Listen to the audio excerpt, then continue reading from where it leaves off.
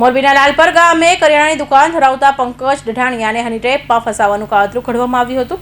આ કાવતરામાં પંકજના ફઈના દીકરા કિશન સોખરિયા અને પ્રિયા નામની યુવતી સંડોવાયેલા હોવાનું બહાર આવ્યું છે। ભેસાણ પોલીસ સ્ટેશનમાં ફરિયાદ નોંધાયા બાદ ગણતરીના કલાકોમાં પોલીસે બંને આરોપીની ધરપકડ કરી છે।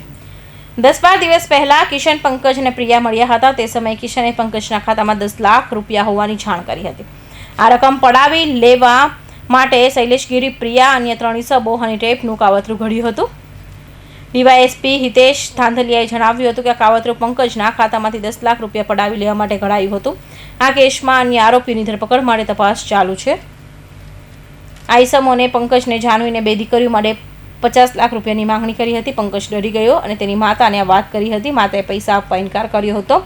ત્યારબાદ પંકજ ભેસાણ પોલીસ સ્ટેશનમાં ફરિયાદ નોંધાવવા ગયો હતો। ગંભીરતાને ધ્યાને રાખી ભેસાણ પીઆઈ ગઢવી સાહેબ અને તેની ટીમ દ્વારા જૂનાગઢ ક્રાઇમ બ્રાન્ચની મદદ લઈ અને આ બનાવને ખરેખર કઈ રીતે બનેલો છે, શું છે તેની મૂળમાં જઈ ફરિયાદીની સૌપ્રથમ ભારતીય ન્યાય સંહિતા મુજબ જે પ્રાથમિક વેરીફાઈ કરવું જરૂરી હોય તો આ બાબતે છે આ કેસમાં સંડોવાયેલા કિશન સોખરિયા અને અન્ય પ્રિયા કરીને જે યુવતી છે તે બંનેની આગળ પૂછપરછ કરતા સમગ્ર બનાવ છે ધ્યાને આવેલો।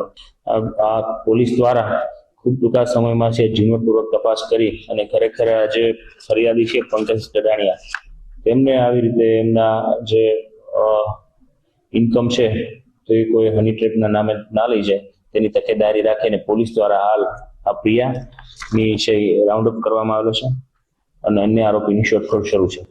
રસ્તામાં પ્રિયાએ વોશરૂમ જવાનું બહાનું કરી ગાડી રોકાવી હતી। તે સમયે 2 બાઇક પર 4 જણા ઇસમો આવ્યા હતા અને પ્રિયાને બાઇક પર બેસાડી લઈ ગયા હતા। બાકીના 3 ઇસમોએ પંકજ અને કિશનનું અપહરણ કર્યું અને તેને બળાત્કારના ખોટા કેસમાં ફસાવીને ધમકી આપી હતી, જેને લઈ ભેસાણ પોલીસે પ્રિયા અને કિશનની ધરપકડ કરી છે અને શૈલેષગીરી ઉર્ફે ભાણો ગોસાઈ અન્ય 3 ઇસમોની શોધખોળ માટે ટીમો લાગી છે। પ્રાથમિક પૂછપરછમાં જાણવા મળ્યું હતું કે આ કાવતરું કિશન, પ્રિયા અને શૈલેષગીરી ઉર્ફે ભાણો ગોસાઈ એ ઘડ્યું હતું। કૌશિક પટેલનો report, Hind TV news, Surat.